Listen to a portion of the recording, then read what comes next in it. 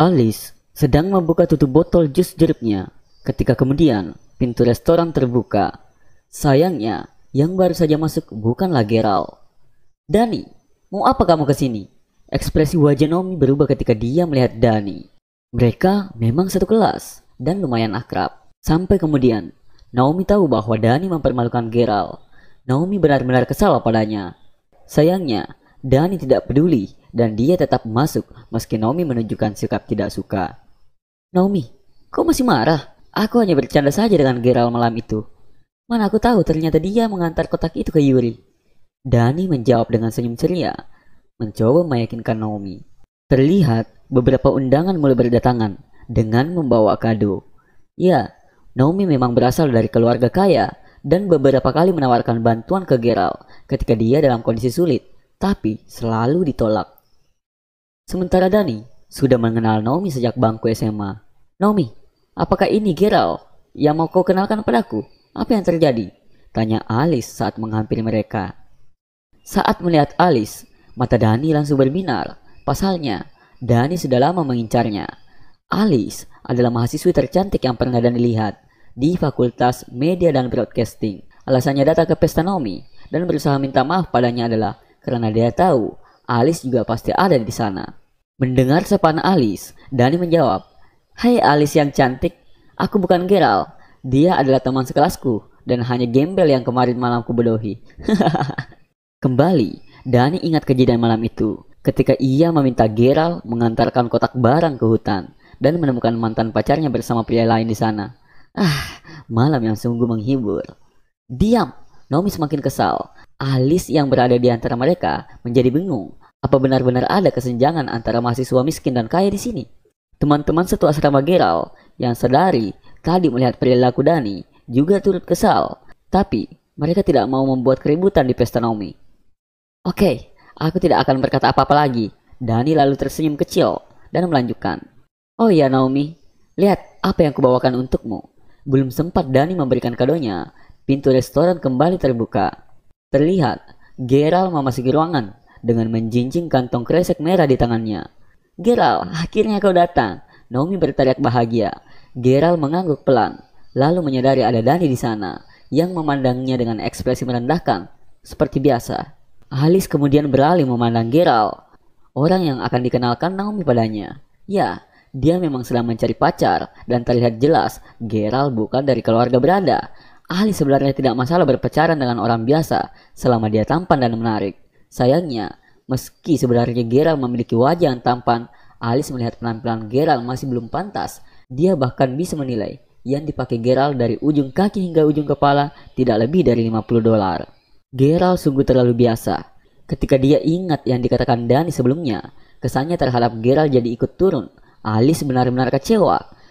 "Gerald, ini Alice, dan Alice, inilah Gerald yang kumaksud," kata Naomi memperkenalkan mereka berdua.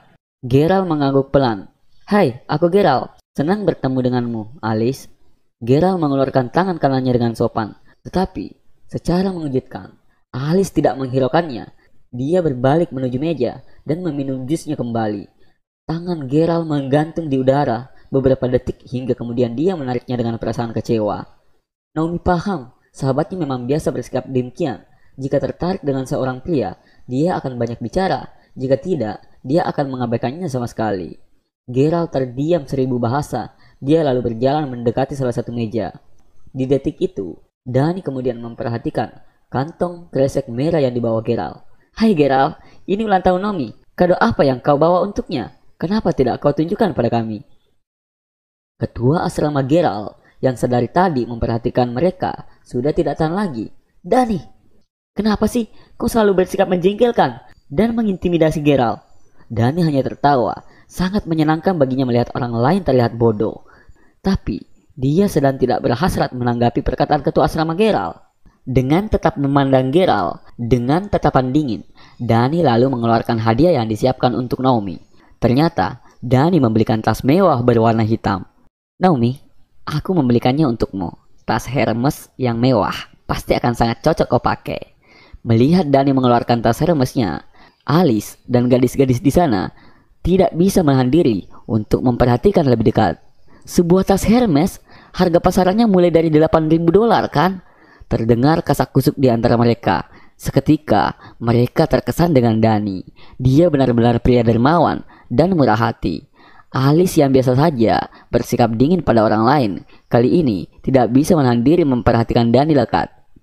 Ini bukan barang mahal untukku. Ayahku mengenal manajer tokonya dengan sangat baik. Jadi aku mendapatkannya hanya dengan 7.900 dolar. Kata Dani dengan senyum bangga menikmati tatapan kagum orang-orang di sekelilingnya. Meski Naomi masih jengkel pada Dani, dia mau menerima tas itu tanpa mengatakan apapun. Tas Hermes Rumble ini adalah keluaran terbaru, sangat populer di Macau, Hong Kong dan Taiwan. Di sana bahkan dibanderol seharga 12.000 dolar. Lanjut Dani bersemangat. Alice semakin terkagum mendengar perkataan Dani. Dani yang menyadari ketertarikan Alice lalu berkata padanya, "Alice, bagaimana menurutmu tentang tas ini? Apa kau juga mengikuti tren barang mewah?" Alice menatap Dani dengan senyum tipis dan berkata, "Ya, aku sudah lama mengidamkan tas itu, tapi harganya terlalu mahal untukku." "Alice sayang, jangan khawatir. Aku juga akan membelikannya untukmu di hari ulang tahunmu nanti. 8 atau 9.000 dolar bukan masalah besar untukku. Lagi pula, aku mengenal semua orang yang bekerja di toko Hermes di seberang kampus kita," jawab Dani dengan nada bangga. Alice tidak bisa berkata apapun selain melempar senyum pada Dani. Meski tidak mengenal Dani secara pribadi, tapi dia sudah mendengar soal Dani bahwa dia adalah playboy. Yang Alice baru tahu, ternyata Dani juga orang yang berani dan tidak pelit. Alice mulai tertarik padanya. Setelahnya, ketua asrama Gerald dan undangan lain bergantian memberikan kado yang mereka siapkan untuk Naomi. Kado-kado dari mereka memang tidak semahal milik Dani, tapi masih termasuk pantas dengan kisaran nilai 3-400 dolar.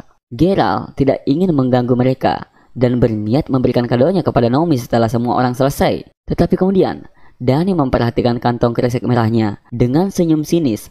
"Ayo Gerald, tunjukkan pada kami apa yang kau siapkan untuk Naomi.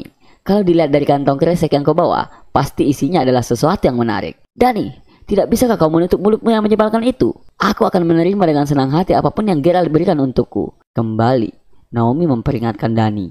Naomi memandang Gerald dengan tatapan iba dan penuh harap. Gerald sempat menyesal. Kenapa tadi dia tidak menunggu saja pegawai toko mengemas tasnya agar terlihat lebih pantas? Gerald hanya tidak ingin terlambat datang ke pesta Naomi, hanya karena harus menunggu pegawai toko mengemas tasnya selama setengah jam. Dia pikir ini hanya pesta kecil dengan beberapa undangan saja. Gerald tidak menyangka si brengsek Dani juga ada di sana. "Naomi, aku juga membelikanmu sebuah tas," kata Gerald sambil mengeluarkan benda dari kantong kreseknya. Sebuah tas mewah mengkilat diserahkan pada Naomi. "Hah? Kali ini Alice benar-benar terbelalak mengetahui benda apa yang dikeluarkan Gerald. Dia adalah pria miskin. Ini benar-benar tidak bisa dipercaya." "Wow!" teriak Dani seketika. "Lihat, rupanya Gerald juga memberikan tas mewah untuk Naomi. Gerald, bisakah kau memberitahu kami di mana kau mendapatkan tas ini? Apa ini barang yang murah?" Kata-kata Dani membuat para gadis tertawa. Alice menggelengkan kepalanya pelan. Dia berpikir meskipun Gerald miskin, tapi dia berharap Gerald adalah teman yang baik. Ini adalah tas Hermes edisi terbatas yang dikeluarkan saat perayaan hari jadi Hermes ke-200. Hanya diproduksi 200 buah dan harga satuannya adalah 55.000 dolar. Alice tahu betul tas yang dimaksud. Tapi sayangnya banyak juga produk turunan yang dijual bebas di internet dengan harga kurang dari 100 dolar. Seberapapun orang ingin tampil pantas akan sangat memalukan jika membeli barang palsu dari merek ternama.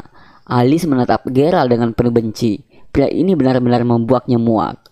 Naomi masih tidak percaya. Dia sebenarnya berharap Gerald memberinya kado biasa, bukan barang mewah tapi palsu. Naomi memandang Gerald dan masih berusaha tersenyum. "Terima kasih Gerald, aku bersyukur dan senang dengan apapun yang kau berikan. Tapi kau tidak perlu menghabiskan banyak uang untuk membelikanku kado. 100 dolar adalah jumlah yang besar untukmu kan?" Gerald ingin menjelaskan kesalahpahaman ini dan memberitahu bahwa itu adalah tas Hermes asli.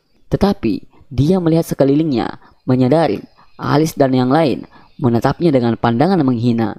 Dia lalu mengurungkan niat karena berpikir tidak akan ada orang yang percaya dan justru akan semakin memperburuk keadaan. Alice lalu berkata kepada Naomi, "Naomi, kenapa kau mau berteman dengan orang yang tidak bisa dipercaya seperti dia?" Naomi tidak ingin semakin memojokkan Gerald, jadi dia memutuskan untuk tidak menanggapi perkataan Alice dengan mengalihkan perhatian para tamu. "Baiklah semuanya, ini adalah hari ulang tahunku dan aku sangat senang. Kalian semua datang untuk ikut merayakan. Ayo, mari kita bersulang." Alice dan teman-temannya masih menatap Geralt dengan kesal. Dani pun masih menunjukkan cibiran padanya. Sementara para pria lain tidak terlalu menghiraukan yang sudah terjadi. Geralt tidak ingin menempatkan Naomi di posisi sulit dengan berada di antara dia dan teman-temannya yang lain. Sejurus kemudian, Geralt berdiri dan berpamitan. "Selamat ulang tahun Naomi, aku baru ingat aku harus mengerjakan sesuatu di asrama. Jadi aku harus pamit dulu. Semoga pestamu menyenangkan," katanya dengan senyum getir dan suara bergetar. Geralt merasa tidak ada gunanya dia di sana. Dia lalu bergegas meninggalkan pesta. Geralt bergegas meninggalkan ruang restoran. Naomi dan ketua asrama Geralt, Harper, berusaha mengejarnya. "Geralt, apa yang kau lakukan? Aku tidak bilang kalau aku tidak suka kado darimu." Suara Naomi terdengar cemas. "Geralt, jangan pergi. Tinggallah dulu dan ikutlah makan bersama kami. Akan sangat membosankan kalau kamu tidak ada," Harper menambahkan. Geralt membalasnya dengan senyum. "Kalian lanjutkan saja pestanya tanpa aku. Ada pekerjaan yang benar-benar harus aku selesaikan. Tapi satu hal yang aku harapkan dari kalian. Kumohon, percayalah, aku tidak mungkin membelikan barang palsu untuk Naomi." Geralt tidak tahu apakah dua temannya itu mempercayainya. Dalam hatinya, ia menyalahkan kakaknya yang memberinya kartu belanja dengan jumlah minimal transaksi yang terlalu besar, $50.000. Meskipun Naomi dan Harper terus membujuknya untuk tinggal, Geralt tetap bersikeras untuk memilih pergi. "Apakah si gembel itu sudah pergi?" sambut Dani setelah Naomi dan Harper kembali memasuki ruangan restoran.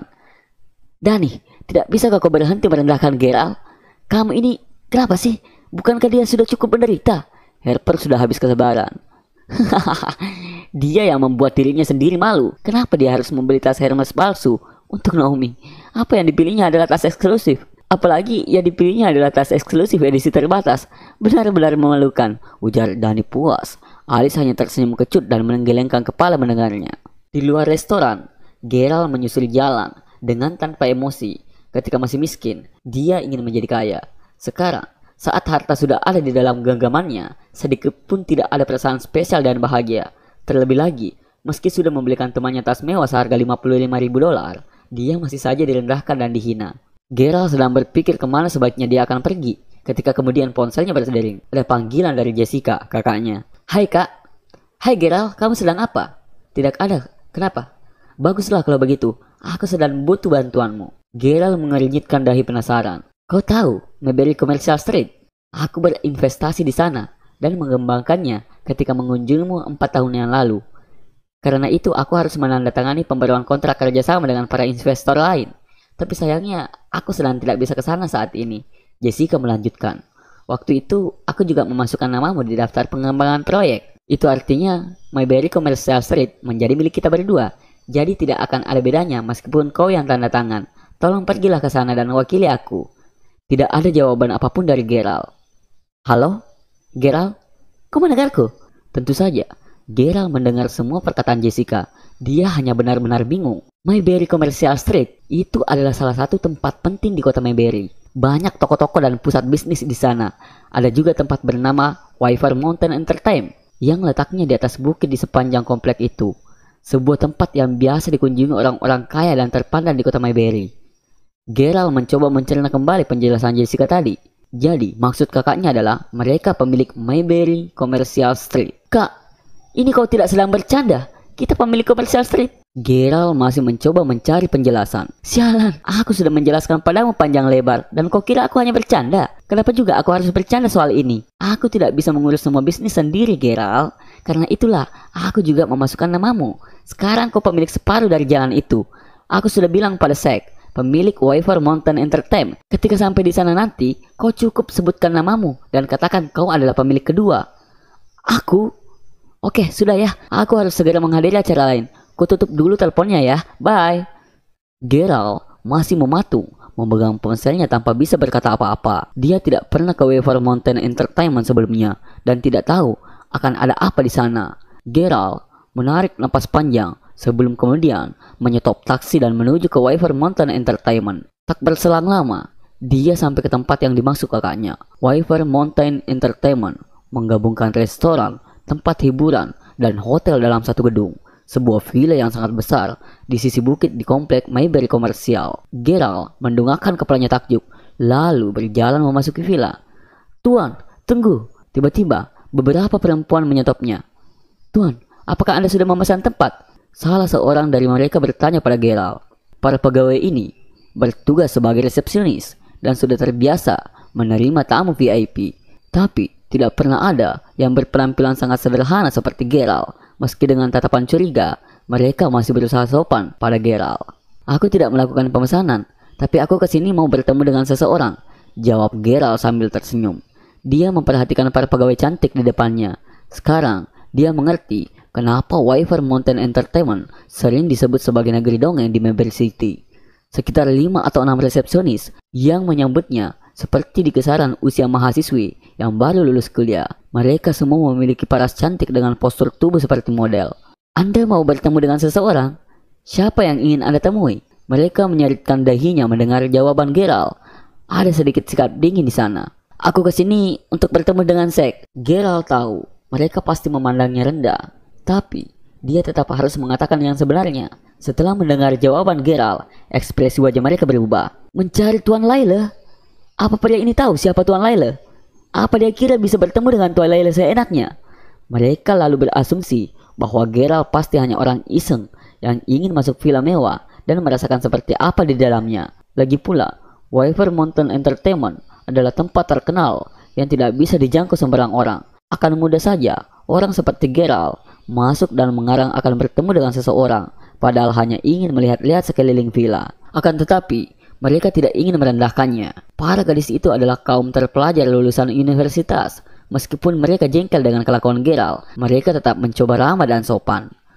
Tuan, Anda harus membuat janji terlebih dahulu sebelum bertemu dengan Tuan Laila. Jadi, Anda tidak bisa bertemu dengannya hari ini jika tidak mengatur jadwal sebelumnya. Kami sarankan Anda kesini lagi lain waktu. Mereka berusaha mengusir Geralt secara halus. Geralt kemudian paham, pasti para pegawai ini mengira dia hanya ingin berkeliling melihat-lihat villa. Dia lalu terpikir untuk menghubungi Jessica agar bisa mengabari Zack bahwa dia sudah ada di sana. Nona Jane, apa yang kau lakukan? Oh, aku baru tahu kalau sembarang orang boleh menginjakkan kaki di Wyvern Mountain Entertainment ini. Seseorang pria berambut klimis dengan pakaian rapi didampingi seorang wanita dengan riasan tebal tiba-tiba muncul. Pria muda itu memperhatikan Geralt dengan tatapan aneh lalu tersenyum pada petugas resepsionis. Sebastian, bukankah kau yang bilang bahwa ini adalah tempat yang paling mewah di kota Maberi? Kenapa ada orang macam begini di sini? Wanita itu bertanya dengan sikap manja. Kepala resepsionis Jane segera minta maaf pada pria itu dan berkata, "Maaf Tuan Lewis, kami akan bereskan ini segera." Sebastian mencibir, "Yah, sebaiknya begitu, karena aku mengundang teman-temanku dari luar negeri ke sini. Aku merasa villa ini adalah simbol kemegahan kota Mayberry. Karena itu, aku harap kau tidak menurunkan nilai tempat ini hanya karena hal sepele. Nona Jane, kuharap kau juga tahu bahwa ayahku berhubungan sangat baik dengan bosmu, Tuan Laila." Sebastian merasa dia akan lebih dihormati jika membawa nama Tuan Laila. Wanita yang digandeng Sebastian tersenyum senang ketika mendengar bahwa ia mengenal Zack.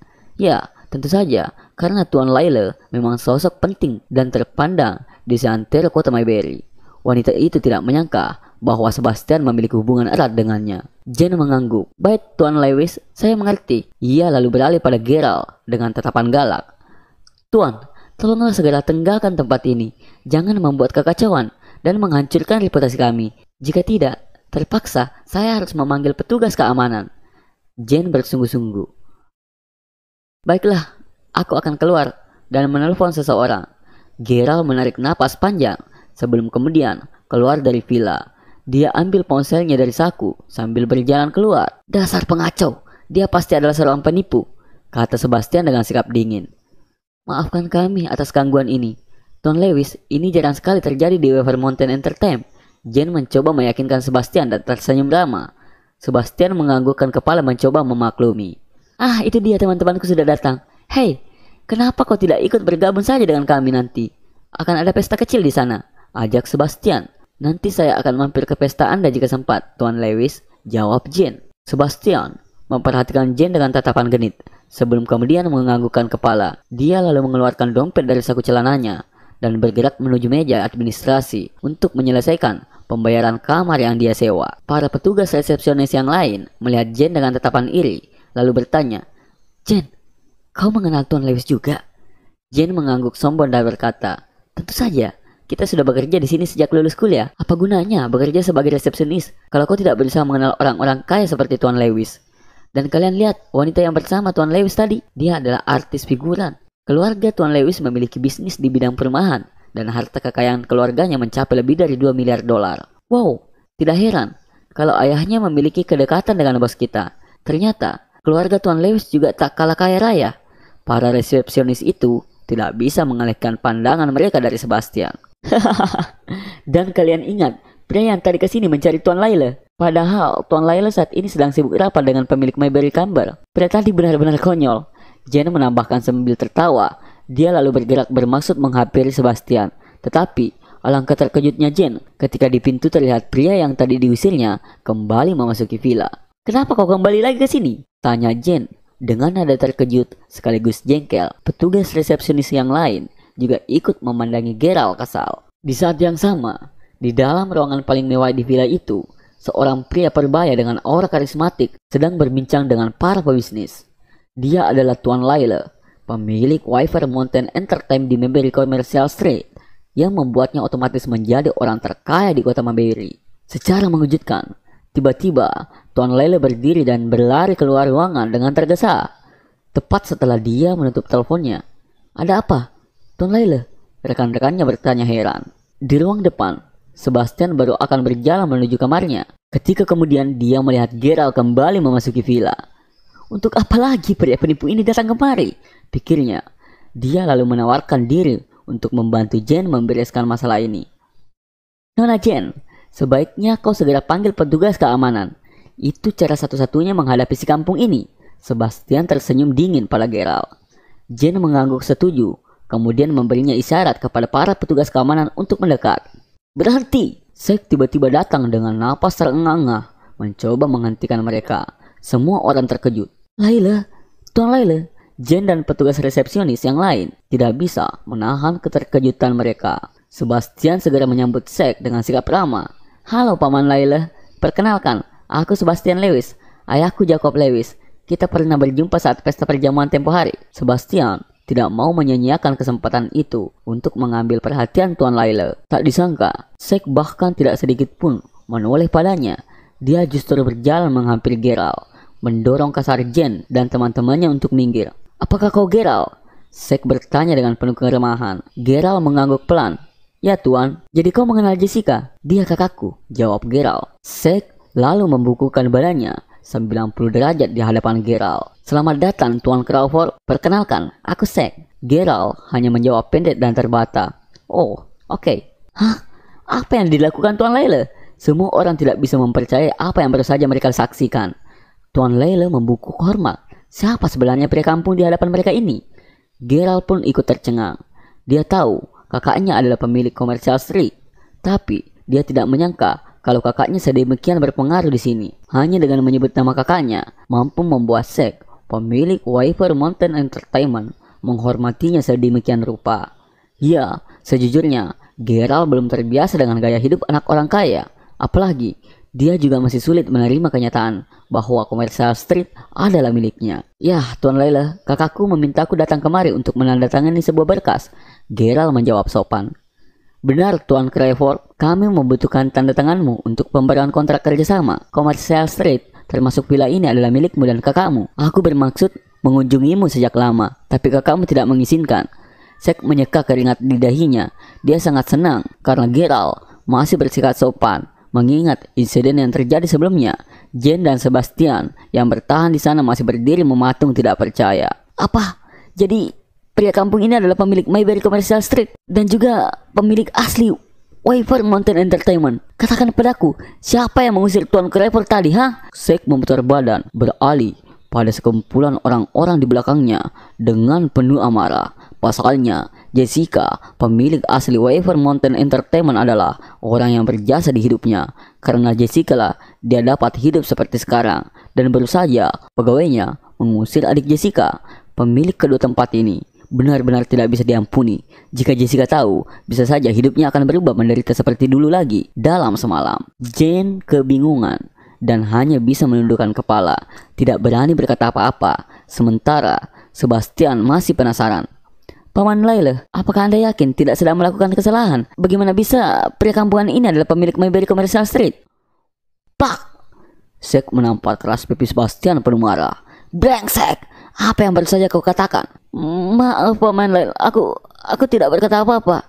Sebastian menutup wajahnya. Rasa panas menjalar di pipi kirinya. Meski dia juga berasal dari keluarga terpandang, tapi tentu tidak ada apa-apanya dibanding dengan kekayaan Zack. Security!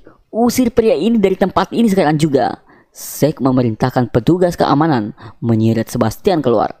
Baik Pak. Dengan sigap, para petugas keamanan mendorong Sebastian dan pacar artisnya keluar gedung. Sebastian benar-benar merasa dipermalukan. Geralt hanya bisa melihat apa yang terjadi di depan matanya tanpa berkata apa-apa. Dia tidak menyangka Zack begitu setia menghormati keluarganya meskipun figurnya sangat mendominasi. Setelahnya, Geralt mengikuti Zack memasuki villa. Zack menunjukkan sekeliling villa padanya sebelum menceritakan tentang masa lalunya. Dari cerita Zack, Geralt kemudian mengetahui bahwa dulunya Zack dan istrinya adalah penjual roti di toko kecil. Tidak jauh beda, Jessica juga sama miskin saat itu. Awal perkenalan mereka adalah ketika Jessica yang tidak memiliki uang sepeser pun kemudian meminta makanan pada Zack dan istrinya. Merasa iba, Zack kemudian memberikannya pekerjaan. Singkat cerita, setelah bertahun-tahun, dengan ketekunannya, Jessica dan keluarganya akhirnya berhasil keluar dari kemiskinan dan menjadi keluarga kaya raya. Jessica lalu memberikan posisi pimpinannya pada Zack yang dia nikmati saat ini. Karena itulah, Zack kemudian menjadi orang terpandang dan berpengaruh di kota Mayberry. Semua tidak lain karena jasa keluarga Crawford. Berikutnya, Geralt menandatangani pembaruan kontrak kerjasama dan menyadari bahwa sebagian besar toko di Mayberry Commercial Street terdaftar atas namanya. Jadi, tidak berlebihan kalau dikatakan bahwa dia adalah pemilik Mayberry Commercial Street. Geralt tidak pernah bermimpi akan menjadi orang yang sedemikian disegani dan punya pengaruh. Setelah itu, Zack menyiapkan meja makan di ruang pribadi eksklusif untuk Geralt. Geralt merasa sedikit lapar. Dia baru ingat belum makan sama sekali seharian ini. Tak selang lama, hidangan beraneka rupa tersaji untuk Geralt. Makanan di atas meja sungguh terlihat sangat enak dan mewah untuknya. Zack lalu mempersilahkan Geralt menikmati jamuan yang telah disiapkan. Silakan dinikmati, Tuan Crawford. Setelah selesai, aku akan mengajakmu berkeliling melihat bisnismu. Nona Crawford yang memintaku. Katanya agar kau bisa segera membiasakan diri dengan lingkungan industri, bisa menjalani hidupmu sebagaimana orang berada dan melupakan masa lalumu. Tiba-tiba, Zack teringat sesuatu. Aku akan segera kembali, Tuan Crawford.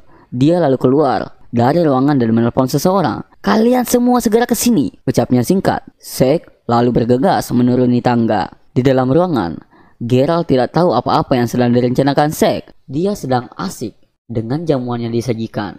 Geralt mengambil satu porsi besar kerang Australia yang disajikan untuknya. Dia sedang asik makan ketika kemudian pintu ruangannya terbuka. 5-6 pegawai cantik masuk ke dalam ruangannya. Rupanya mereka adalah Jane dan teman-teman resepsionisnya yang lain. Mereka memandang Geralt dengan ekspresi yang sama sekali berbeda dengan saat pertama kali dia datang. Jane membuka obrolan sambil tersenyum manis. Tuan Crawford, saya mohon maaf atas apa yang sudah terjadi. Maafkan kami Tuan Crawford, gadis-gadis yang lain turut membeo mengikuti perkataan Jane. Untuk apa kalian datang di sini? Geralt mengelap mulutnya, pertanda dia sudah selesai dengan makan malamnya. Sejujurnya, meski tadi para resepsionis ini merendahkannya, Geralt sama sekali tidak merasa marah dan tersinggung. Dia hanya ingin menyelesaikan urusan kakaknya dan bisa segera meninggalkan villa. Tapi rupanya, Zack sudah terlanjur memarahi mereka. Kami di sini untuk melayani Anda, Tuan Crawford. Kami akan melakukan apa saja, asal Anda mau memaafkan kami, kata Jane. Seringkali, para gadis yang bekerja di Wyvern Mountain Entertainment punya satu tujuan yang sama, menikahi pria kaya yang sering datang ke sana. Karena itu, para gadis ini tidak mau menyia-nyiakan kesempatan ketika Tuan Laila menyuruh mereka menemani Geralt. Bahkan, meskipun mereka tidak merasa bersalah, mereka akan tetap bersedia melayaninya. Siapa pria yang kaya? Tentu saja, orang yang saat ini sedang berada di depan mata mereka. Orang paling kaya dan paling berkuasa di sini. Geralt terkejut mendengar jawaban Jane. 6 orang? Ini benar-benar berlebihan. Geralt masih tertegun ketika kemudian Jane mengambil remote dan mengarahkannya ke dinding ruangan. Seketika tidak terbuka dan menyajikan pemandangan yang luar biasa. Sebuah kolam renang indoor yang besar dengan air biru jernih. Jadi masih ada ruangan rahasia di dalam sini. Dan tak disangka, para gadis itu termasuk Jane melepas rok mereka. Jane lalu melepas kemeja seragamnya dan duduk di samping Geralt. Geralt hampir saja tergoda dan pasrah atas rayuan mereka. Jika tidak disadarkan bunyi dering teleponnya. Ada panggilan dari kakaknya. Nona, aku harus mengangkat telepon sebentar, kata Geralt lembut dan bergegas keluar dari ruangan. Kakaknya ternyata menelpon untuk menanyakan tentang pembaruan kontrak kerjasama. Sebelum menutup telepon, Jessica menasihatinya agar mulai terbiasa dengan gaya hidup mewah dan melupakan masa lalunya yang menderita. Setelah sambungan telepon terputus, Geralt ragu apakah dia harus kembali masuk ke dalam ruangan. Saat menimbang-nimbang, dia lalu teringat hari-harinya bersama Sofia dulu. Geralt sangat mencintai dan menghormati Sofia. Itulah kenapa Geralt sangat menjaganya dan tidak berani menyentuh Sofia. Hatinya kembali perih mengingat Sofia. Seandainya Sofia tahu bahwa sekarang dia kaya raya, apakah dia akan mau kembali bersamanya? Geralt kembali teringat masa-masa terindah saat mereka bergandengan tangan menuju kafetaria, di perpustakaan dan tempat-tempat lain di mana mereka menghabiskan waktu bersama. Geralt kemudian kehilangan hasrat pada gadis-gadis tadi. Dia tidak ingin pengalaman pertamanya tidak berkesan. Dia akhirnya memutuskan untuk tidak kembali ke dalam ruangan dan memberitahu Zack bahwa dia harus segera pulang. Setelah meninggalkan villa, Geralt berjalan seorang diri, menyusuri Mayberry Commercial Street. Orang-orang yang berada di jalanan itu adalah anak-anak muda berpakaian bagus dan kalangan bos-bos yang keluar masuk pusat bisnis dan tempat hiburan. Dia adalah pemilik Mayberry Commercial Street. Tidak seharusnya dia minder berada di tengah-tengah orang ini. Geralt berusaha meyakinkan diri sendiri akan kenyataan yang terjadi. Sejurus kemudian, sebuah suara yang tidak asing memanggilnya. Geralt! Geralt membalikkan badan. Dia melihat Naomi dan Alice berdiri di depan pintu masuk sebuah tempat karaoke. Ada Dani dan si Piran juga di sana. Naomi segera menghampirinya. Geralt, ternyata benar kau. Tadi kau bilang mau kembali ke asrama. Kenapa malah ada di sini? Kenapa kau membohongiku? Geralt hanya diam, bingung harus menjawab apa.